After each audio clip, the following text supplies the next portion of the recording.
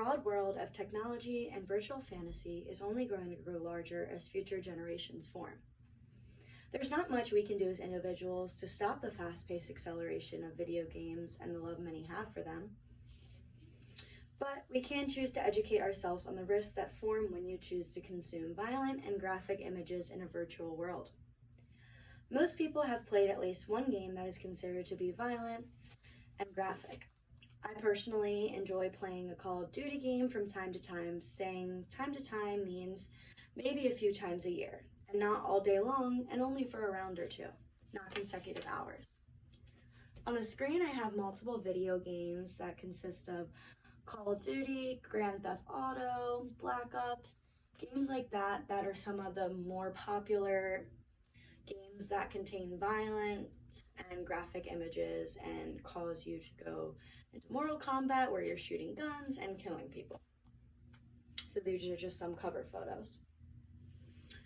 Repetitive exposure to violent games for continuous amounts of time is when it becomes a harmful issue that can seriously affect the brain. Informing ourselves on the dangers of violent games and media can help to better ourselves as a society and influence more people to play more positive games that are not harmful to an individual's psychological health.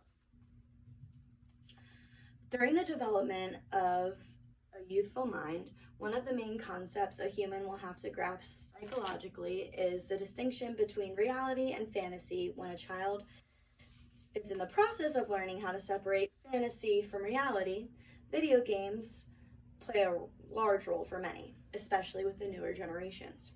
Allowing a child's mind to witness violent or aggressive acts during a game can cause extreme confusion when a child must differentiate good and bad in the real world. In the long run, exposing a child to violence, whether it is real or fake, is something you want to avoid. One major concern is said to be the active mature of the learning environment of the video game. As an adult or teen, there's not much influence that can impact whether someone chooses to partake in these violent games, besides educating the public on the topic itself. The American Psychological Association published an article in the early 2000s titled "Violent Video Games Can Increase Aggression." In this article, the author states that playing violent video games that have their players going into mortal combat and performing or viewing other violent acts can increase a person's aggressive thoughts, feelings, and behavior in both a laboratory setting, so a fictional setting, and in a real life as well. This can be supported by studies that were performed by the American Psychological Association. The studies also argue violent video games are more harmful to someone than a violent television show or movie.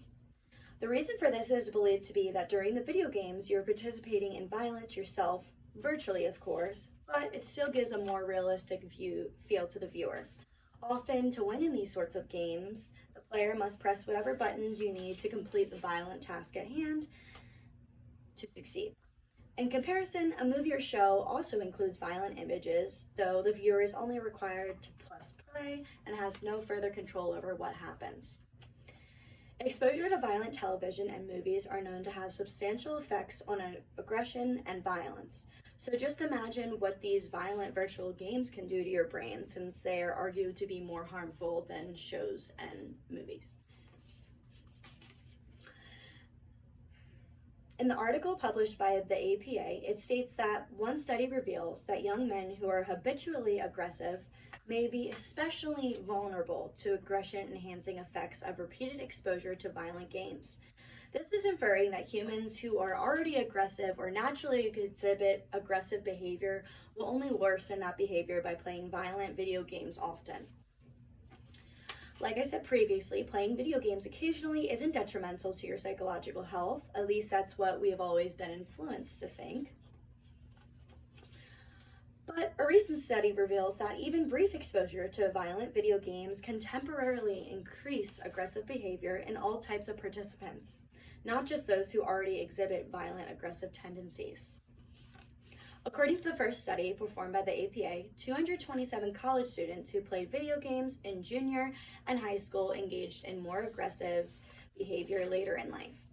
Students in the study reported that video games were also not doing as well academically compared to students who did not play these games. So not only are these games affecting individuals' behavioral patterns, but also their ability to succeed. As a society, it is our job to stay educated on the multiple psychological risks violent video games have on mental health. By forming an understanding of the dangers of consuming negative media, it can aid in preventing repetitive access to virtual worlds that result in introducing aggressive and violent behavior. By understanding the impact of this kind of media has on a person, individuals will hopefully be more inclined to limit their time playing violent video games, or even stop playing them altogether. Gaming is a hobby for many, and is not always negative when monitored correctly. Today's world is one that is largely composed of technology, states an article published by Wright Janis in 2011 titled The Effects of Video Game Play in Academic Performance. Technology and the virtual world of games, whether they are violent or not, is not going anywhere as we approach the future. Technology is only going to be influenced more, which is why it is so important to be educated on the topic and its psychological implications.